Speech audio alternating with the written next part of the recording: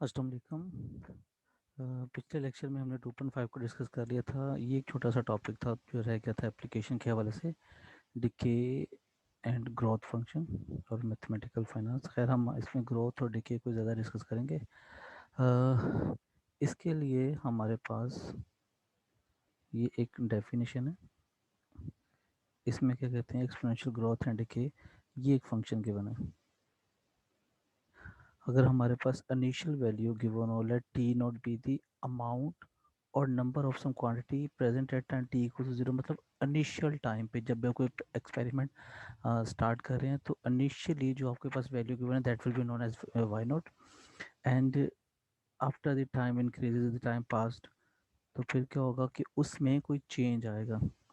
The quantity is set to grow और decay, या वो इंक्रीज करेगी या वो डिक्रीज करेगी। तो वो जो चेंज आएगा उसके बारे में क्या कहते हैं, इफ फॉर सम कांस्टेंट के the amount present at time T is given by this, कि जब कुछ टाइम गुजर जाएगा, तो फर्स्ट को 1 घंटा गुजर गया, 2 घंटे गुजर गए, तो कोई ना कोई कांस्टेंट वैल्यू के आपके पास आएगी, उसको आप यहाँ पे रिप्लेस करोगे, तो ये आपके पास एक उसका डिके या फिर उसका जो है एक्सपोनेंशियल ग्रोथ का फंक्शन बन जाएगा। अच्छा, अब ये हमें कैसे पता चलेगा ये डिके का फंक्शन है या ग्रोथ का फंक्शन है? तो वो ये कहता है कि अगर आपके पास के ग्रेटर देन जीरो है तो function will be the growth constant, और अगर के जो है वो लेस देन है तो वो डिके फंक्शन होगा। और के को कहेंगे कि वो मतलब ग्रोथ कांस्टेंट है या वो डिके कांस्टेंट है। ठीक है, इसको समझने के लिए बहुत एक आसान सी एग्जांपल है, इजी सी। ये देखें, yeast production, yeast in a sugar solution is growing at the rate such as 1 gram becomes 1.5 grams after 20 years। क्या आप किसी शुगर सोल्यूशन में ईस्ट डाल देते हैं 1 ग्राम, तो 20 घंटे गुजरने के बाद क्या होगा, वो 1.5 ग्राम हो जाएगा। East in a sugar solution is growing at the rate such as 1 gram becomes 1.5 grams after 20 years। अब यहाँ पे इतनी स्टेटमेंट अपनी पढ़ी है, तो इसका मतलब है कि स्टार्ट में when t equals to zero, तो आपके पास कितनी ईस्ट थी, वो 1 ग्राम थी, तो उसका ब्लेड करने की ईस्ट वाई है तो वो 1 ग्राम आ गई। उसके बाद क्या कहते हैं कि 20 आवर्स, ये टी नोट था, जो टी वन कह लें या जो टी है, वो after 20 hours it will become y equals to 1.5, वो इतनी हो गई है। ठीक है, अच्छा, क्या कहते हैं, find the growth function assuming the exponential growth, या आपने जो ना ग्रोथ फंक्शन फाइंड आउट करना है। अब इसमें देखिए क्या कहते हैं, the values Y not and K in the exponential growth functions, ये जो एक्सपोनेंशियल मस्ट बी फाउंड, ये हमें फाइंड करेंगे तो हम इसमें रिप्लेस करेंगे, हमारा वो ग्रोथ फंक्शन बन जाएगा। ठीक है, तो वाई नोट की वैल्यू तो हमें गिवन है कि वो 1 है, ये स्टार्ट में हमें यहाँ पे गिवन था। ठीक है, उसके बाद हमें के अगर मालूम हो जाए तो के मालूम करके हम यहाँ पे रिप्लेस कर देंगे तो हमारा काम हो जाएगा। अब के मालूम करने के लिए हम क्या करेंगे, ये जो डाटा गिवन है इसको यूज़ करेंगे। इसको यूज़ करने के लिए हमने क्या करना है, ये जो 1.5 है ये y1 है, टी आपके पास ये है, हम अपने जो गिवन फंक्शन है ये वाला इसमें रिप्लेस कर देते हैं। y की जगह पे 1.5, वाई नोट की जगह पे 1 और t की जगह पे 20। इसको हम सिंप्लीफाई करेंगे। अब सिंप्लीफाई करने के लिए, क्योंकि यहाँ पे एक्सपोनेंशियल है, तो हमने दोनों तरफ ना लॉगरिथम ले लेना है। जब लॉग लेंगे तो क्या होगा, ये जो 20k है ये शुरू में आ जाएगा इस तरीके से, 20k इंटू लॉग ऑफ ई। ये हमने लास्ट टाइम जो लॉग वाला टॉपिक पढ़ा था उसमें हमने पढ़ा था कि जो पावर है वो शुरू में आ जाती है, और ये जो लॉग ऑफ ई होता है ये 1 हो जाता है। जब ये 1 हो जाएगा तो हमारे पास खाली ना ये 20k रह जाएगा, यहाँ पे ये लिखा हुआ है, और ये इसको एक्सप्लेन भी किया हुआ है मैंने। ठीक है, अच्छा, अब यहाँ से क्या करेंगे, 20 को उठा के इसके नीचे शिफ्ट कर देंगे, तो यहाँ से आपके पास के की वैल्यू आ जाएगी। ये के की वैल्यू आपने दोबारा अपने इस फंक्शन में रिप्लेस कर देनी है, तो आपके पास आपका रिक्वायर्ड फंक्शन आ गया ये y equals to e power 0.02t। यही ग्रोथ फंक्शन हमें फाइंड आउट करना था। ठीक है, इसी तरह का ना एक बुक में क्वेश्चन भी मौजूद है, मैं आपसे शेयर करता हूँ।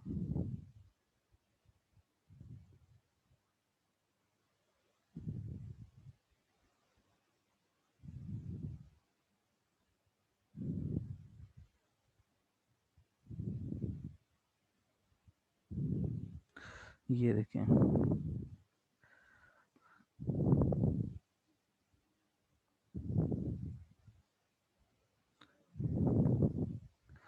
ये है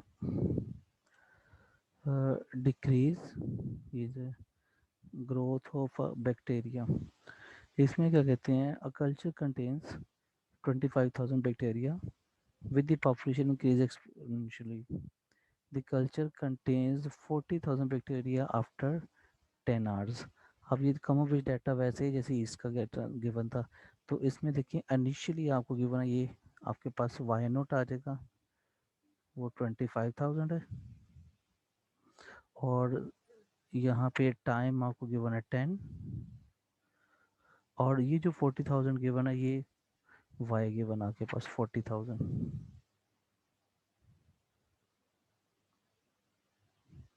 अच्छा, हमने क्या करना है, अब सवाल क्या है, इसका ए पार्ट देखें, कहते हैं कि आपने right a function in the form of this.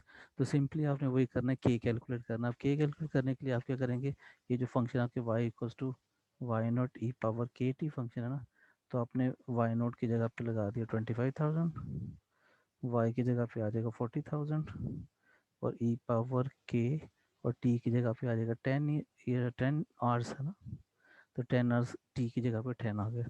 इसको बिल्कुल वो पिछली जैसे एग्जांपल है वैसे आप सॉल्व करेंगे लॉगरिथम लेके, और ये जो 25,000 उसको पहले अब इसके नीचे ला के डिवाइड कर दें, तो 40 ये आ जाएगा आपके पास तरीके से, 40,000 dividing by 25,000 equal to e power 10 k. अब इसको डिवाइड करेंगे ना, जब ये वाली वैल्यू को 40,000 डिवाइड बाई 25,000, तो बाकी इस बार बिल्कुल वैसे हो जाएगा जैसे एग्जाम्पल है, ठीक है। उसके बाद जो इसका सी पार्ट है, how long will it be until there are 60,000 bacteria. अब आपने बताना है कि 60,000 बैक्टीरिया होने में कितना टाइम लगेगा, आपके पास टाइम नहीं है गिवन, ठीक है। तो उसके लिए आप क्या करोगे कि वो जो आपका फंक्शन आ जाए ना, y equals to y naught e power k t, इसमें आपने पार्ट वन में ए के और ये सारा फाइंड करके इसमें लगा दिया।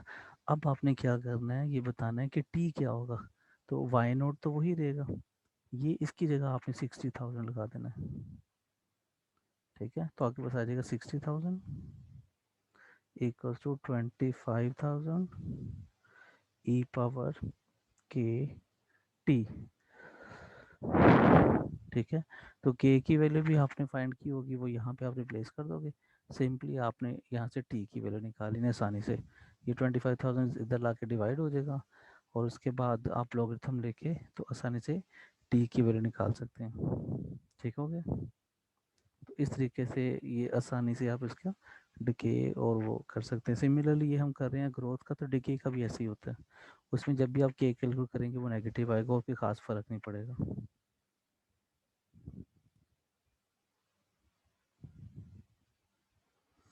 अच्छा, लास्ट टाइम हमने ये भी एक टॉपिक पढ़ लिया था 3.1 टॉपिक लिमिट्स का, तो आज हम इसका सेकंड पार्ट पढ़ते हैं, कंटिन्यूटी थोड़ा सा जो मैंने उस दिन डिस्कस कर दिया था उसका नेक्स्ट पार्ट है ये। तो कंटिन्यूटी का आप ऐसे सपोज कर रहे हैं कि जैसे आप कहीं ट्रैवल कर रहे हैं, इस एग्जांपल से मैं आपको एक्सप्लेन करता हूँ। आप जैसे यहाँ से इस साइड को ट्रैवल कर रहे हैं, और ये दरमियान में आप कह लें कि ना एक कोई ब्लैंक आ गई है, यहाँ पे सड़क नहीं बनी, रोड नहीं है, और यहाँ से आगे यूँ जा रहा है, तो आप क्या यहाँ से एंड तक स्मूथली जा सकते हैं? नहीं जा सकते, क्योंकि अब यहाँ से यहाँ तक स्मूथली नहीं जा सकते, so this function is not continuous. Similarly ये वाला फंक्शन देखें, इसमें आप यहाँ से पहले इधर आ जाएं, उसके बाद यहाँ से फंक्शन इधर को जा रहा है, तो आप अगर यहाँ से ट्रैवल करके आ रहे होंगे, गाड़ी पे हैं, तो यहाँ से क्या छलांग लगा के इधर आएंगे? अब क्योंकि ये गैप आ गया है, so this is also not continuous. तो ये हमें ग्राफ देख के पता चल जाता है। अच्छा, अब इसको जब आप मैथमेटिकली देखते हैं तो तब क्या सिनेरियो होता है,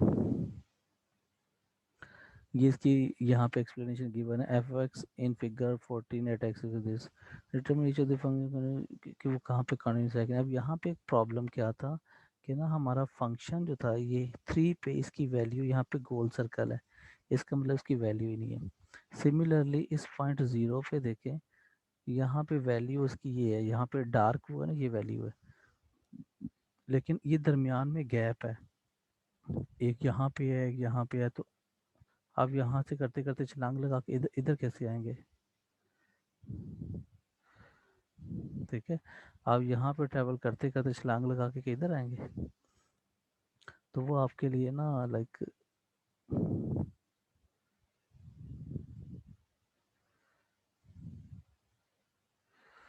वो इस तरीके का सिनेरियो बन जाएगा, सो वो कंटिन्यूस नहीं होगा। अच्छा जी, ये उसकी एक डेफिनेशन थी, 1 मिनट इसको मैं थोड़ा सा बताता चलूँ दोबारा से। ये यहाँ पे वो कहते हैं कि f of c is defined, वो डिफाइंड होना चाहिए, और जो लिमिट है वो एग्जिस्ट होनी चाहिए, और लिमिट और वो जो वैल्यू ऑफ द फंक्शन, इसको कहते हैं वैल्यू ऑफ द फंक्शन, ये आपस में इक्वल होनी चाहिए, तो हम कहेंगे कि फंक्शन कंटिन्यूस है, अदरवाइज वो डिसकंटिन्यूस है। अब ये सारी बातें इस ये जो है एग्जाम्पल ये वाली इसमें कैसे आती हैं। अब इस केस में जैसे कि मैं इसको देखता हूँ, तो यहाँ पे ये इसकी वैल्यू गिवन है ज़ीरो के ऊपर, ये वाली वैल्यू जहाँ पे ये गोल है ना, ये इसकी वैल्यू ज़ीरो के ऊपर है, तो ये डिफाइन है, मतलब कि एच ऑफ ज़ीरो जो है ना वो -1 के इक्वल है यहाँ पे। ये देखिए -1 पे आ रहा है ना, तो ये वाला यहाँ पे एक्स ज़ीरो है, तो एच ऑफ ज़ीरो जो है वो -1 आ गया। अच्छा, लेकिन आगे क्या है कि इस पॉइंट पे अगर मैं लिमिट कैलकुलेट करूँ, यहाँ से लेफ्ट हैंड लिमिट आएगी यहाँ से, तो मेरे पास आंसर आ जाएगा -1, और जब मैं यहाँ से लिमिट कैलकुलेट करूँगा तो यहाँ से होगी राइट हैंड लिमिट, तो इसका आंसर ये आएगा 1। अब लेफ्ट वाली का आंसर आ रहा है -1, राइट वाली का आंसर आ रहा है 1, तो ये तो आपस में इक्वल ही नहीं है, और वो जो वैल्यू ऑफ द फंक्शन थी एच ऑफ ज़ीरो वो आपस में आ गई है -1। अब ये सारी आपस में इक्वल होनी चाहिए थी, ये सारी आपस में इक्वल नहीं है, so this function is not continuous. और ये जो ये वाला केस था, इसमें क्या हुआ था, इसमें आपके पास इस 3 के ऊपर जाके देखें ये सर्कल खाली है। सर्कल खाली का मतलब ये है कि जब आप एफ वाले फंक्शन में एक्स की जगह पे 3 रिप्लेस करके सिंप्लीफाई करेंगे ना, तो आपके पास उसका आंसर ही कोई नहीं आएगा, उसका आंसर नहीं आएगा। It means this is not defined at x equal to 3। अब क्योंकि वो डिफाइंड ही नहीं है, तो हम उससे उसकी लिमिट को डिस्कस नहीं करेंगे। उसकी पहली कंडीशन यही थी कि उसको फंक्शन को जिस पॉइंट पे आप लिमिट कैलकुलेट करें उसको डिफाइन होना चाहिए, जो कि यहाँ पे मेंशन था, दोबारा दिखा देता हूँ आपको। ये पॉइंट डिफाइंड का मतलब है कि उसकी वैल्यू होनी चाहिए उस पॉइंट पे। अच्छा जी, आगे चलते हैं।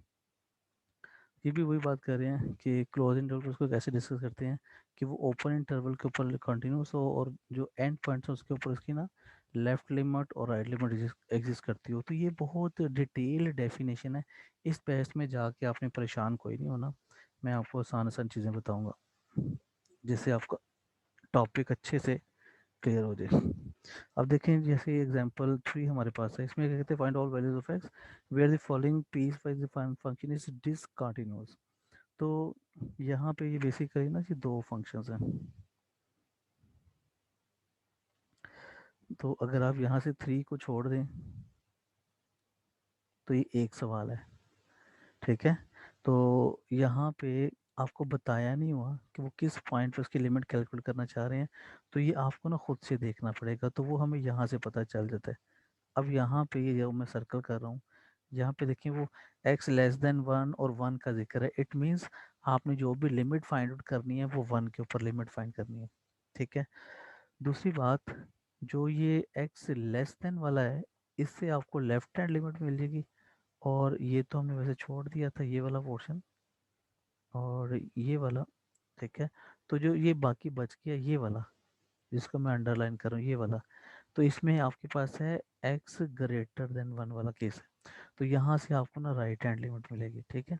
आपने सिंपल लिमिट कैलकुलेट करनी है। ये देखें ज़रा, ये एफ एक्स लिया, एफ एक्स के ऊपर लिमिट उन्होंने वन के ऊपर ले ली, और क्योंकि वो लेफ्ट लिमिट कैलकुलेट करे तो वन के ऊपर देखेंगे छोटा सा नेगेटिव का साइन लगा हुआ वन के ऊपर। ये सिर्फ ये सिंबल होता है कि आप लेफ्ट लिमिट कैलकुलेट कर रहे हैं या राइट लिमिट कैलकुलेट कर रहे हैं। अदरवाइज जब आप कैलकुलेशन में ये वैल्यू पुट करते हैं ना लिमिट की, तो वो वन ही पुट होगा, माइनस वन ही पुट होगा, ठीक है। अच्छा, यहाँ पे देखें फंक्शन हमारे पास ये x प्लस वन आना था लेफ्ट लिमिट के लिए, जैसे कि मैंने पहले भी बताया आपको। x की जगह पर उन्होंने वन लगा के ये लिमिट फाइंड आउट कर ली। इसी तरीके से अब वो क्या करेंगे, अब वो राइट लिमिट, ये लेफ्ट थी, अब वो राइट लिमिट कैलकुलेट करेंगे, उसके लिए वो ये वाला फंक्शन यूज़ करेंगे और लिमिट अप्लाई कर देंगे x इक्वल्स टू वन, और उसके ऊपर एक प्लस का साइन लगाएंगे क्योंकि राइट के लिए आपने प्लस का साइन लगाना होता है।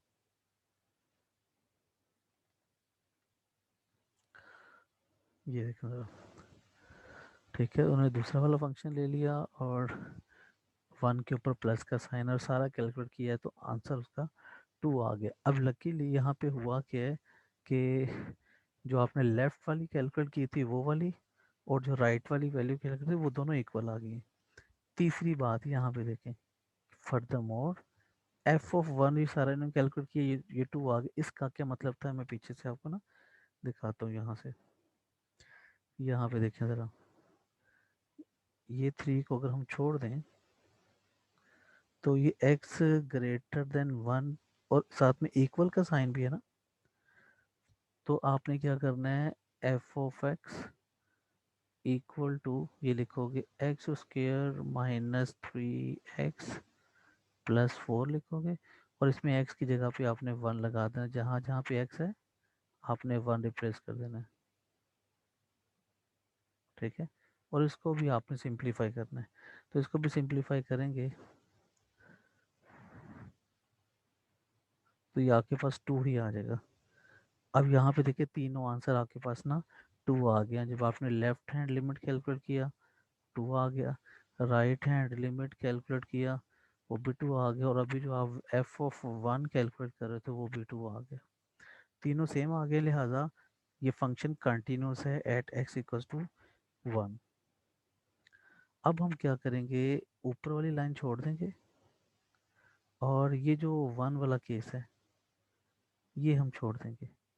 अब हम ये वाला केस डिस्कस करेंगे, थ्री वाला और ये वाला। तो यहाँ पे देखिए x less than equal three के लिए हम ये वाला इक्वेशन यूज़ करेंगे, और ग्रेटर के लिए हम ये वाला यूज़ करेंगे एक्सप्रेशन। तो यहाँ से भी हम लेफ्ट लिमिट, राइट लिमिट और value of the function use करेंगे, फाइंड करेंगे वैल्यू ऑफ द फंक्शन।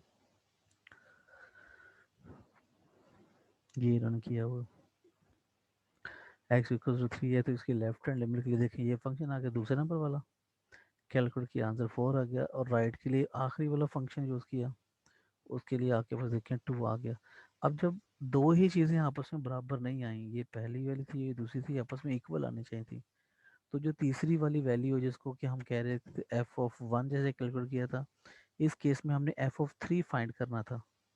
तो क्योंकि वो इक्वल नहीं आए तो फिर इसको कैलकुलेट करने की ज़रूरत नहीं है, हम इसकी बेसिस पे कह देंगे क्योंकि ये दोनों इक्वल नहीं आए लिहाजा function is not continuous at x equals to three. तो यहाँ पे भी यही बात डज नॉट एग्जिस्ट, ठीक है। अगर लिमिट्स इक्वल नहीं आती लेफ्ट की और राइट की, तो इसका मतलब है कि उस पॉइंट पे फंक्शन की लिमिट एग्जिस्ट नहीं कर रही। बहुत आसान सा इंटरेस्टिंग सा है। यहाँ पे देखें ज़रा, ये एग्जांपल गिवन है, ये ग्राफ गिवन है।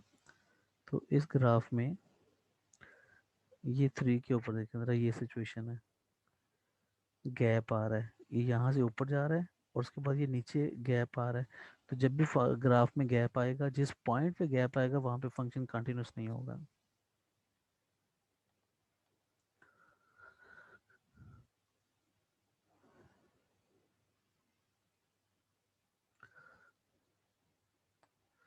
ये इसकी कुछ एग्जांपल्स हैं,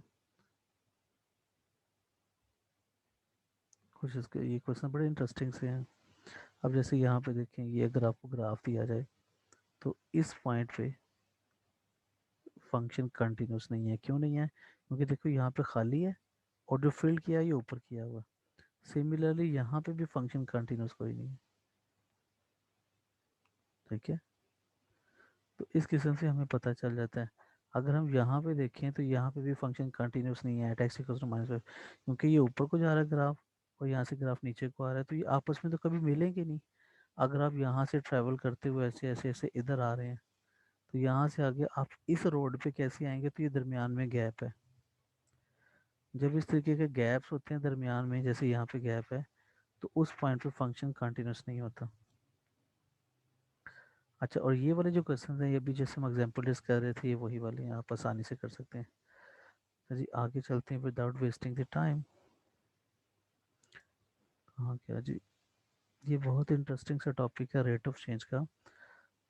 इसमें से बहुत सारी चीज़ें आपने ना ऑलरेडी पढ़ी हुई हैं, बस उनकी रवैया नहीं है। जैसे कि फ़र्ज़ करें कि आपके पास यहाँ पे आप खड़े हैं, तो यहाँ से आप आगे चले गए, तो यहाँ से ये चेंज करते हैं, जो आगे जाने का आपकी स्पीड, आप फ़र्ज़ कर लें स्पीड के बारे में, तो वो जिस स्पीड से वो रेट चेंज हो ना, रेट ऑफ चेंज होता है, आपकी पोजीशन चेंज होने का जो रेट होता है, उसको कहते ये कैलकुलेट करना चाह रहे हैं।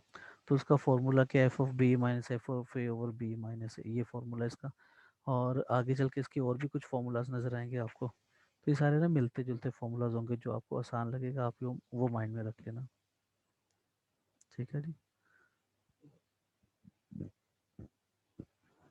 अच्छा, अगर मैं इसको ये लिखूं कि ये y2 x equals to a, x equals to b, तो y इक्वल्स टू इसको एफ ऑफ ए, इसको y1 कह लो, x1 x2, और ये y1 y2। तो आप यहाँ से स्लोप का फॉर्मूला आपने पढ़ा हुआ है पिछले चैप्टर्स में, y2 minus y1 over x2 minus x1। तो इसमें अगर आप ये वाली वैल्यूज रिप्लेस कर देंगे ना, तो आपके पास यही बन जाएगा। और इसी का देखो ना नीचे क्या लिखा हुआ, स्लोप। ठीक है, ये आपने उधर पहले पढ़ लिया था, ये उसकी रिवीजन चल रही है। ये ऊपर y2 माइनस y1 है, ये x2 माइनस x1 है।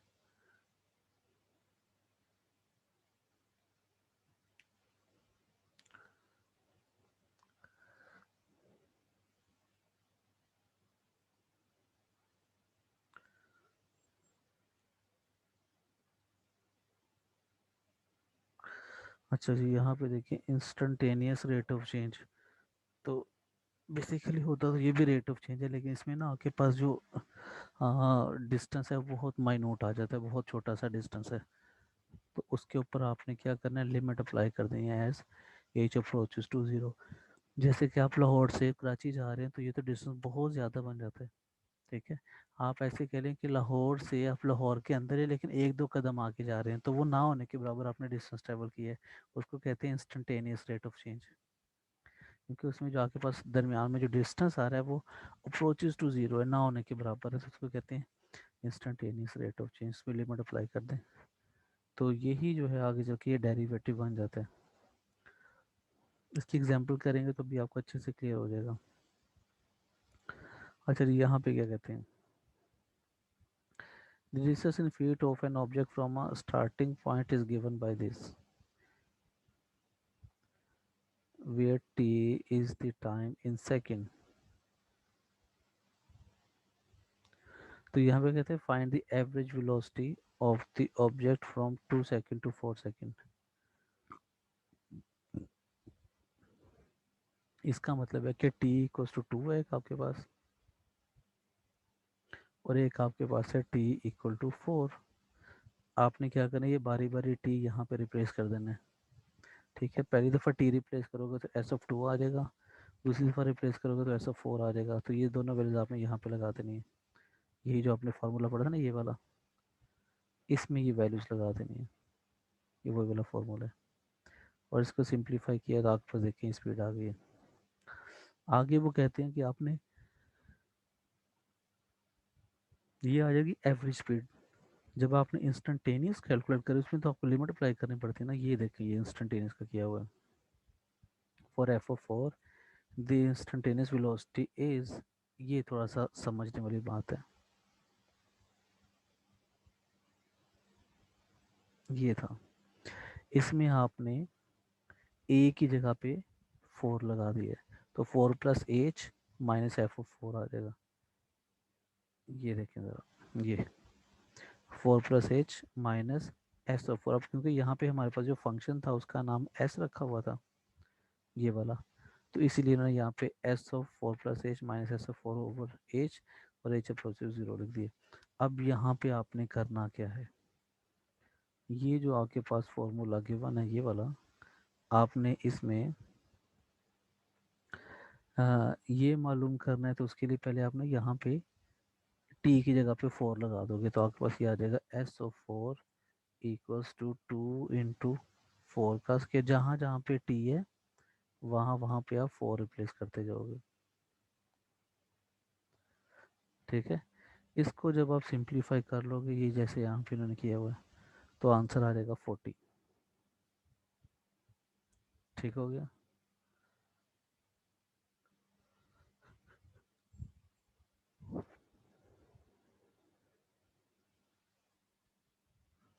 अच्छा, इसके बाद आपने क्या करना है जी, ये वाली वैल्यू मालूम करनी है, एस ऑफ 4 + h।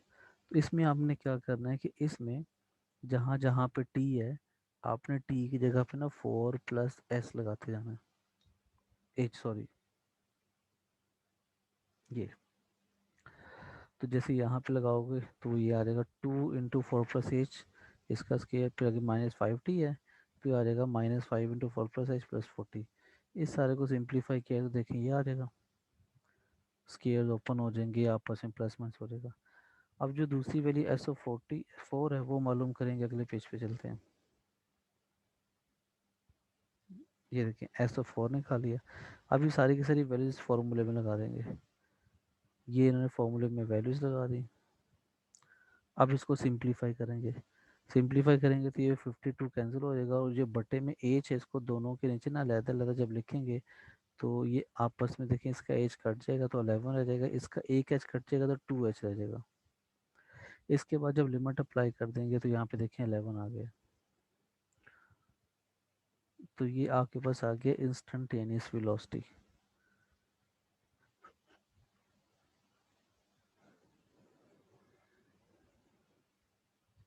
आगे चलते हैं।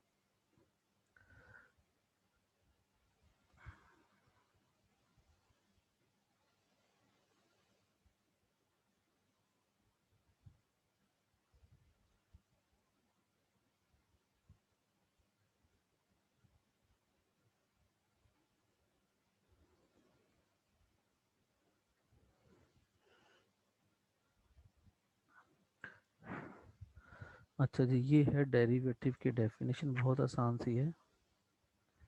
अभी जो हम पढ़े थे ना इंस्टेंटेनियस रेट ऑफ चेंज, ये वही चीज़ है। ठीक है, इसमें ये क्या करेंगे, ये टेंजेंट लाइन को डिस्कस करेंगे, क्योंकि ये जो है यही बेसिकली ना स्लोप के इक्वल भी होता है, एम के इक्वल। इसी को ही हम डेरिवेटिव कहते हैं, जिसका कि हम सिंबल यूज़ करते हैं dy/dx, और फिर इसी को ही हम कहते होते हैं f-x।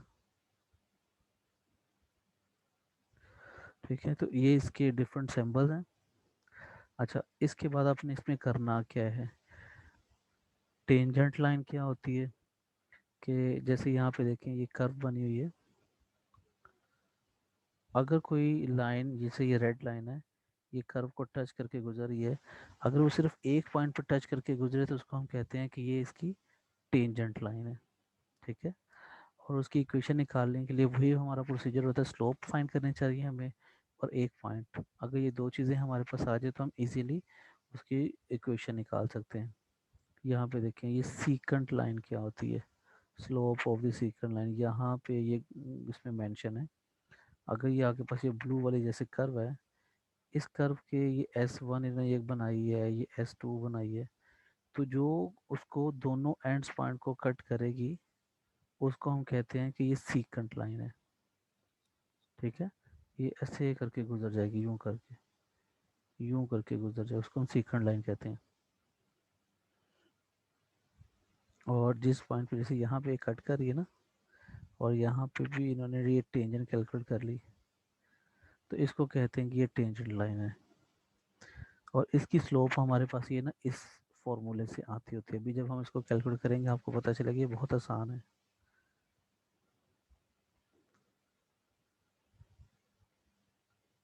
ये वही स्लोप ऑफ द टेंजेंट है, फॉर्मूला देखें बिल्कुल वही है।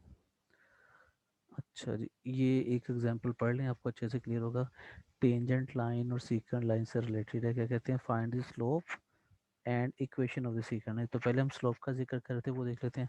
अब स्लोप के लिए हमारे पास जो है ना, इन्होंने पॉइंट दिए हुए हैं, एक x इक्वल्स टू -1 है और एक x इक्वल्स टू 2 है। हम क्या करेंगे, ये पॉइंट बारी बारी ना यहाँ पे रिप्लेस कर देंगे। जैसे यहाँ पे देखिए उन्होंने ये किया, -1 रिप्लेस किया, आंसर 3 आ गया। तो इन दोनों पॉइंट्स को अगर मैं मिला लूँ तो मेरे पास आ गया -1 और -3, एक पॉइंट बन गया। सिमिलरली ये जो दूसरा पॉइंट x2 है, इसको भी मैं यहाँ पे जब रिप्लेस करूँगा तो सिंप्लीफाई होकर देखिए आंसर 6 आ गया। तो दूसरा पॉइंट मेरे पास आ जाएगा x2 और y6। अब इन दोनों पॉइंट्स को मिलाकर आप आसानी से स्लोप निकाल सकते हैं कि ये x1 y1 आ गया, ये पॉइंट का नाम रख लें x2 y2। तो स्लोप का फॉर्मूला क्या होता है, y2 minus y1 over x2 minus x1, जो आपने पहले पढ़ा हुआ था। अब इसी स्लोप के फॉर्मूले को उन्होंने थोड़ा सा चेंज करके ये बना दिया। डिफरेंस कोई भी नहीं है, जो आपके पास y2 था इन्होंने उसको f(2) लिखा हुआ है, जो आपके पास y1 था उसको f(1) लिख दिया, -1 आएगा यहाँ पे, ठीक है। और इसी तरीके से जो x1 था वो आपके पास -1 था, जो x2 था वो आपके पास 2 था। तो ये सारी वैल्यूज आपने ना उसी फॉर्मूले में लगा दी हैं। ये देखें ज़रा, तो असल में ये वही y2 माइनस y1 ही है जो आपने पढ़ा हुआ है। तो यहाँ से देखें स्लोप आपके पास 1 आ गई, ये है slope of the secant line. उसके बाद आपने ये फॉर्मूला यूज़ किया और इसमें आपने ये सारी values x1 x2 y1 y2 वाली जो वैल्यूज थी और स्लोप थी वो रिप्लेस कर दी, तो आपके पास ये इक्वेशन आ जाएगी।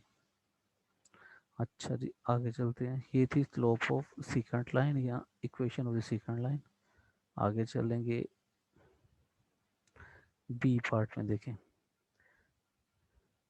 इसमें कहते हैं कि at x equals to 1 find the slope of and equation of the tangent. में दो दो काम कर उसकी स्लोप निकालनी है और उसकी इक्वेशन निकालनी है। अब स्लोप निकालने का फॉर्मूला देखेंगे आपके पास, slope of the tangent line का फॉर्मूला। अब इसमें ना आपके पास दो चीज़ें होनी चाहिए, एक एफ ऑफ ए होना चाहिए और F of A plus H होना चाहिए। तो एक जगह तो आपके पास ये पॉइंट गिवन है, यही बेसिकली ए है। उसके बाद जो आपके पास एफ ऑफ एक्स गिवन था वो भी पिछले सवाल में,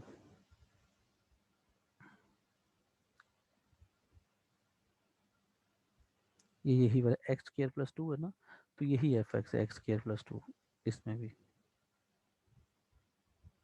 तो एफ ऑफ एक्स आपके पास आ जाएगा एक्स स्क्वायर प्लस 2, और इस फॉर्मूले के अकॉर्डिंग आपके पास एक्स इक्वल ए की जगह पे ना यहाँ पे बेसिकली -1 लगाना है।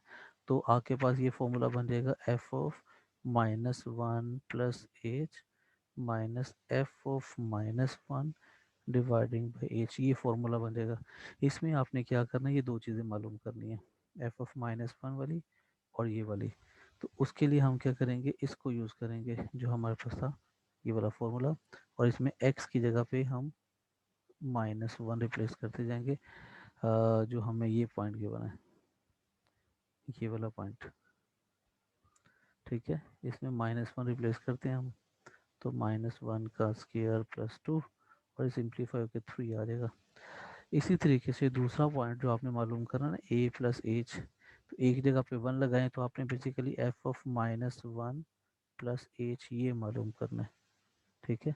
इसके लिए आप क्या करोगे, ये वाली इक्वेशन में जहाँ जहाँ पे एक्स है आप एक्स की जगह पे रिप्लेस कर दोगे -1 प्लस एच, ये आपने रिप्लेस करना है। तो यहाँ पे देखें ज़रा, इधर लगाएंगे -1 प्लस एच, तो आपके पास ये वाली वैल्यू आ गई और ए की जगह पे आना है, ठीक है जी। उसके बाद ये एफ ऑफ ए की वैल्यू ना ये लगा दी है, नीचे डिवाइड कर दी एच के साथ, इसको सिंप्लीफाई करना है, बाकी सारा प्रोसीजर ये सिंप्लीफिकेशन ही है। इस वाली वैल्यू का स्केयर ओपन कर दिया, ये 2 एज इट इज़ आ गया और इसका भी स्केयर ओपन कर दिया। अब ये मज़ीद आपस में प्लस माइनस होने के बाद ये बच गया, यहाँ से एज को कॉमन ले लें, ये एज जो कॉमन आया है ये इसके साथ कैंसिल हो जाएगा बाकी बच गया 2 + एज। इसमें अब आपने लिमिट अप्लाई कर देनी, ये वाली लिमिट एज अप्रोचेस टू 0। तो मतलब आपने -2 + एज की जगह पे 0 रिप्लेस कर देना, तो सिंप्लीफाई होकर -2 आ जाएगा ये आंसर। ठीक हो गया। तो ये आपके पास आगे slope of the tangent line, क्योंकि आपने ये टेंजेंट लाइन का फॉर्मूला सीकंड का फॉर्मूला यूज़ नहीं किया, ये टेंजेंट का फॉर्मूला है। अब आपने जब स्लोप आ गई है तो इक्वेशन निकालनी है, और इक्वेशन निकालने के लिए देखिए आपके पास ये पॉइंट गिवन है, ये वाला एक्स, वाई तो है ही नहीं। तो आप क्या करोगे, इस पॉइंट को यहाँ पे रिप्लेस कर दोगे, उसके करस्पॉन्डिंग आपके पास ना वाई आ जाएगा, जैसे यहाँ पे देखिए उन्होंने ये किया हुआ। अब वो क्या करेंगे, इक्वेशन का फॉर्मूला लगाएंगे, इसमें वैल्यूज लगा देंगे, आंसर आ जाएगी। देखें y minus 5 equal to m into x minus x में, ये पीछे अभी जो मैंने सारी वैल्यूज फाइंड आउट की थी उसमें लगा के सिंप्लीफाई किया तो आंसर आ गया। इतना सा काम था। आगे चलते हैं, ये उसी की इक्वेशन है।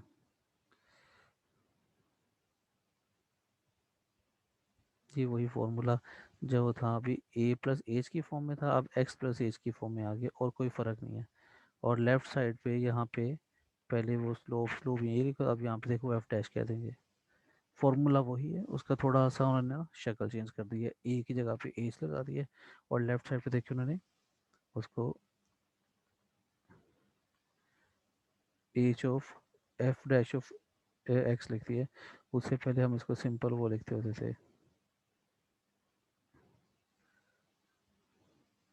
ये देखिए सिंपल ये लिखते होते थे।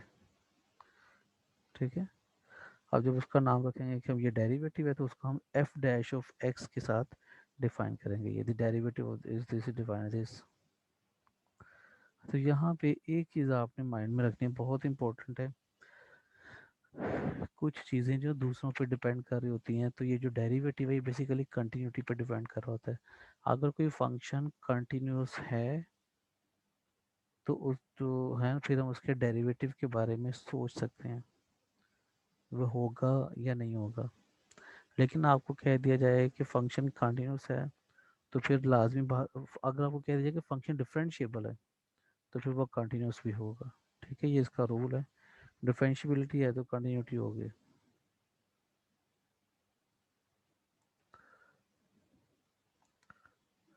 ये वही डेरिवेटिव का फॉर्मूला है। ये देखें ज़रा, बहुत आसानी से इसको समझ लें, समझो पूरी एक्सरसाइज हो जाएगी। ये है फॉर्मूला, आपने लिख लिया। अब इस फॉर्मूले के मुताबिक जो जो चीज़ें आपको चाहिए वो कैलकुलेट करे जाएं। एफ ऑफ एक्स की जगह पे तो आपने डायरेक्टली यही वाली वैल्यू लगा देनी है। बाकी रह गया ये F of X plus H, ये आपने फाइंड आउट करना है। इसके लिए आप क्या करेंगे, इस फॉर्मूले में ये देखिए ब्रैकेट में एक्स प्लस एच है ना, तो हम क्या करेंगे इस फॉर्मूले में जहाँ जहाँ पे एक्स है वहाँ पे हम क्या रिप्लेस कर देंगे, एक्स प्लस एच। यही काम ये देखिए यहाँ पे किया हुआ है। ये एफ ऑफ एक्स था, ये F of X plus H आ गया। अब क्या करेंगे, इसका सिंप्लीफाई कर दिए, और उसके बाद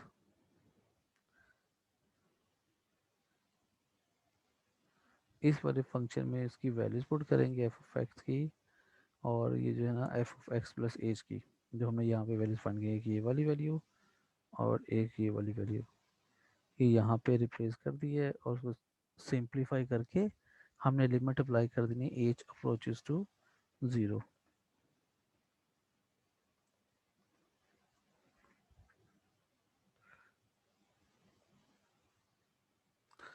ये देखना F of X plus H minus F of x divided by H. तो इन्होंने यहाँ पे उसको ना लैदर से कैलकुलेट कर लिया ना, ये सारा वही कैलकुलेशन चल रही है। तो हम इसको डायरेक्ट भी कर सकते हैं कि आपके पास यहीं पे सारे वैल्यूज पुट करो, और उसके ऊपर जो है जब एच से डिवाइड कर दो। अब यहाँ पे देखिए इन्होंने पहले ये वैल्यू पुट की, यहाँ पे F of x minus F of X plus H minus F x, तो उनके पास ये आंसर आ गया सिंप्लीफाई होके। इसके बाद एज को कॉमन लिया, ये कैंसिल होके कट गया, तो ये आ गया। अब ये इन्होंने कैलकुलेशन पहले ही कर लिया, अगर आप पहले नहीं करना चाह रहे तो आप यहाँ पे भी कैलकुलेशन ये कर सकते हैं इसी जगह पे। अच्छा, जब सारी कैलकुलेशन हो जाएगी, कैंसिलेशन ये वो फ्लांटिंग, तो फिर आप क्या करोगे, जहाँ जहाँ पे एच होगा वहाँ पे आपने लिमिट अप्लाई कर देनी है 0। अब इसमें जब एज की जगह पे 0 आएगा, यहाँ पे तो खाली 2x बच जाएगा, यही आंसर है इसका। Perfect answer. इसके बाद आपने इसको ना ऐसे स्टेप्स की फॉर्म में याद रखना है, तो ये आसानी से सॉल्व हो जाएगा।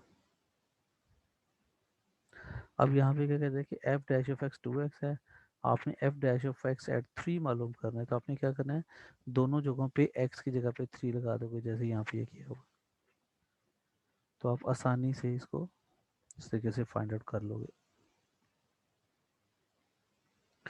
Find F dash from the definition, ये वही एफ डैश ही है कि आपने ये स्टेप्स करने होते हैं। पहले स्टेप में आपने एफ ऑफ एक्स तो दिया होगा ना आपको, तो उसको ऐसे लिख लें, F of x find x plus H find करें। इसके बाद इन दोनों को माइनस कर दें, माइनस करने के बाद सिंप्लीफिकेशन करोगे और एंड पे आप क्या करोगे, उसको एच से डिवाइड कर दोगे और उसके बाद लिमिट अप्लाई कर दोगे एच अप्रोचेस टू जीरो। तो ये नॉर्मल प्रोसीजर होता है डेरिवेटिव फाइंड आउट करने का। अगर आप इसको अच्छे से फॉलो कर लें तो आप आसानी से सारी कैलकुलेशन कर सकते हैं, बहुत इंटरेस्टिंग होती है। अब जैसे यहाँ पे देखें, एफ ऑफ एक्स ये दिया हुआ, तो आपने एफ डैश ऑफ एक्स निकालना है, तो इन्होंने क्या किया, ये एफ ऑफ एक्स था। अब एक्स प्लस एच निकालना ना, तो वो क्या करेंगे, इस वाले फंक्शन में, ये वाले में, जहाँ जहाँ पे एक्स है, एक ये एक्स है और ये एक्स पावर 3 है, तो आपने क्या किया, देखो यहाँ पे एक्स प्लस एच रिप्लेस कर दिया। देखिए इसका कंपैरिजन कर लें, ये वही वैल्यू है। तो पूरी इक्वेशन में लेफ्ट पे भी और राइट पे भी जब आपने एक्स की जगह पे एक्स प्लस एच रिप्लेस किया, तो आपके पास ये देखिए सिंप्लीफाई होके ये आ गया। अब इधर इन्होंने इसका क्यूब का फॉर्मूला ओपन कर दिया है और उसके बाद आपस में सिंप्लीफिकेशन हुई है कुछ, तो वो ये रह गया। अच्छा जी, इसके बाद ये अभी आपने क्या किया है जी, सिंपल ये F of X plus H मालूम किया है। अब इसमें माइनस किया, तो ये माइनस भी वैल्यू इसमें जो कटती होगी वो कट गई, बाकी जो बचती है वो आपने दोबारा से यहाँ पे लिख लिया। इसके बाद सिंप्लीफिकेशन ये जब हो जाएगी, स्टेप 3 में आपने क्या करना है, उसको एच से डिवाइड कर देना है। अब यहाँ पे देखें सारी वैल्यूज में एज कॉमन आ रहा है, तो इन्होंने क्या किया, एज कॉमन लिया कि इसकी शादी पे इसको गिफ्ट कर देंगे।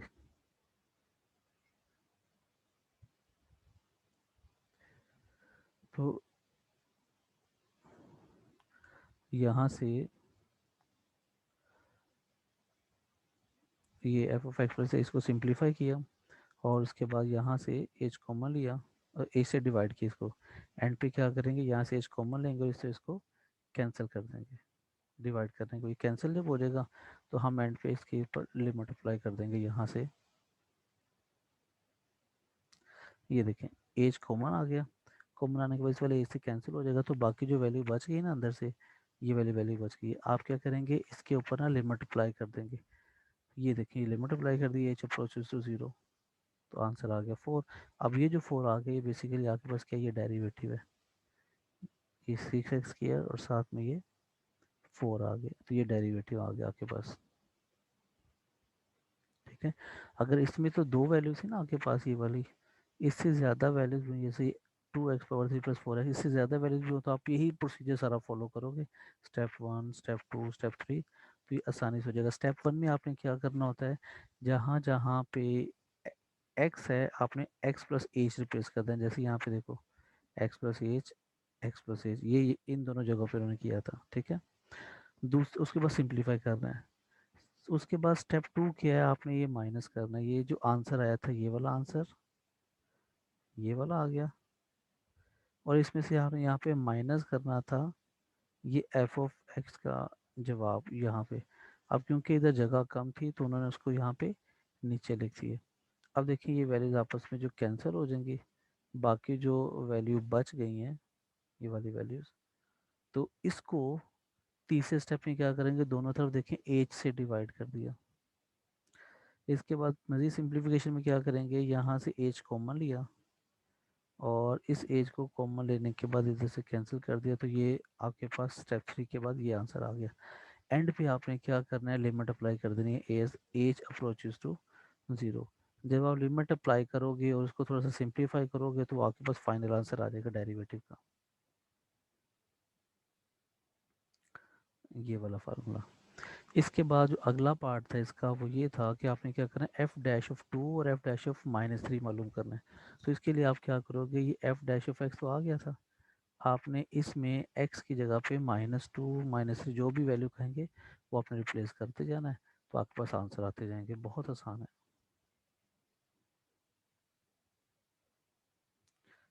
यहाँ पे देखें ज़रा, ये एग्जांपल है, f of x equal to 4/x, तो एफ डैश आपने मालूम करना है।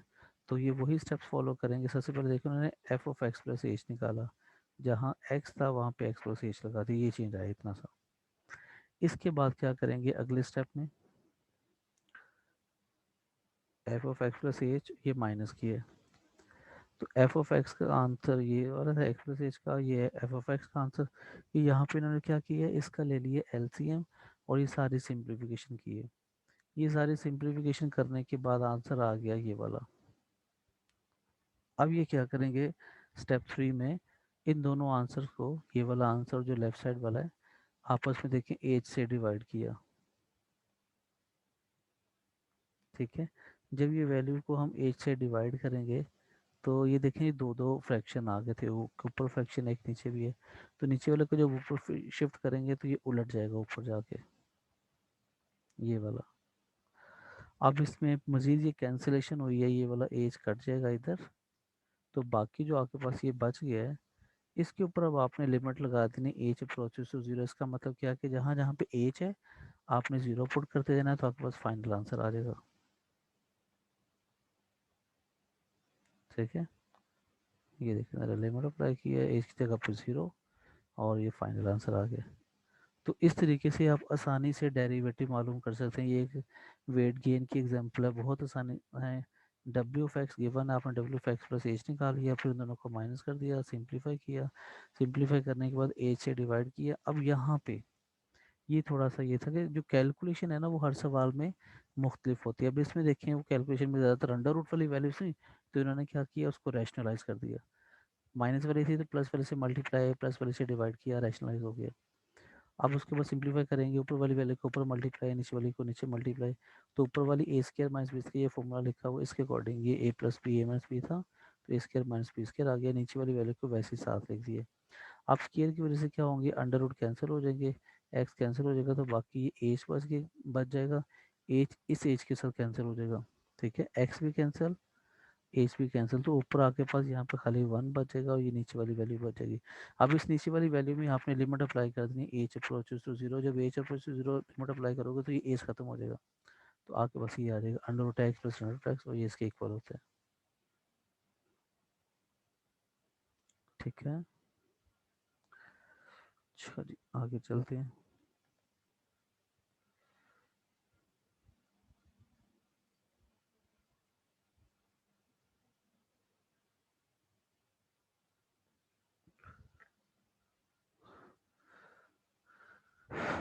अच्छा जी, इस तरीके से आप ये फाइंड आउट कर सकते हैं डेरिवेटिव।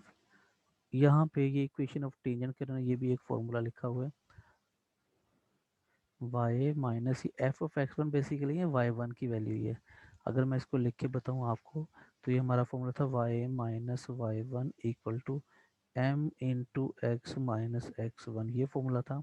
तो ये जो एम है ये हमारे पास स्लोप आ जाएगी, ये फर्स्ट डेरिवेटिव स्लोप होता है, ये X minus x one same ही है, और यहाँ पे ये जो एफ ऑफ एक्स वन है ये बेसिकली वाई वन के बराबर होता है।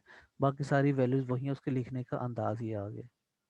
ठीक है, और आगे कहते हैं प्रोवाइडेड एफ डैश एग्जिस्ट, बाद का क्या होता है कि डेरिवेटिव एग्जिस्ट नहीं कर रहा होता, अगर डेरिवेटिव नहीं है तो फिर तो स्लोप ही नहीं आएगी, तो इसलिए यहाँ पे ये लिखा होता है। अब यहाँ पे देखें, ये पिछली एग्जांपल का जिक्र करते कहते हैं टेंजेंट लाइन अपने फाइंड आउट करनी है at x equal to two. तो ये जो एफ ऑफ एक्स है इसका डेरिवेटिव पीछा पर सारा प्रोसीजर किया है इन्होंने, तो यहाँ पे इसको डायरेक्टली यूज करेंगे कि एफ डैश ऑफ एक्स आपके पास ये -4/x स्क्वायर के इक्वल था, ये वाली वैल्यू। ठीक है, अब इसमें क्या करेंगे, x की जगह पे ये 2 रिप्लेस कर देंगे जो आपको ये गिवन था, और उसको सिंप्लीफाई किया है तो एफ डैश ऑफ टू आपके पास -1 आ गया, तो ये जो एफ डैश ऑफ टू है ये बेसिकली स्लोप है। सिमिलरली ये क्या करेंगे, इस पॉइंट x को ये एफ एक्स में रिप्लेस कर देंगे यहाँ पे, ये यहाँ पे किया हुआ, तो वहाँ से आपके पास ये पॉइंट आ गया 2, तो ये x1 कह लें, ये x2, x equal to basically जो पॉइंट है ये x1 है, तो ये इसके कॉरस्पॉन्डिंग यहाँ से आपके पास y1 आ गया। स्लोप आपके पास -1 थी, तो ये y minus y one equal to m into x one x one. बाकी देखिए प्रोसीजर सारा वही है, सिर्फ सिंबल थोड़े से डिफरेंट हो गए हैं। ठीक है, तो इस तरीके से आप डेरिवेटिव फाइंड आउट कर सकते हैं। बाकी इसकी मजीद एग्जांपल्स मैं आपसे शेयर करूंगा ताकि ये टॉपिक आपको अच्छे से क्लियर हो जाए। ये ये जो टॉपिक है ये पेपर पॉइंट ऑफ व्यू से बहुत इंपॉर्टेंट है। डेरिवेटिव का topic paper point of view से बहुत इंपॉर्टेंट है, इसके क्वेश्चन पेपर में अक्सर पेशतर आ जाते हैं। ठीक है, ओके बेटा जी, अल्लाह हाफिज़, अस्सलाम वालेकुम।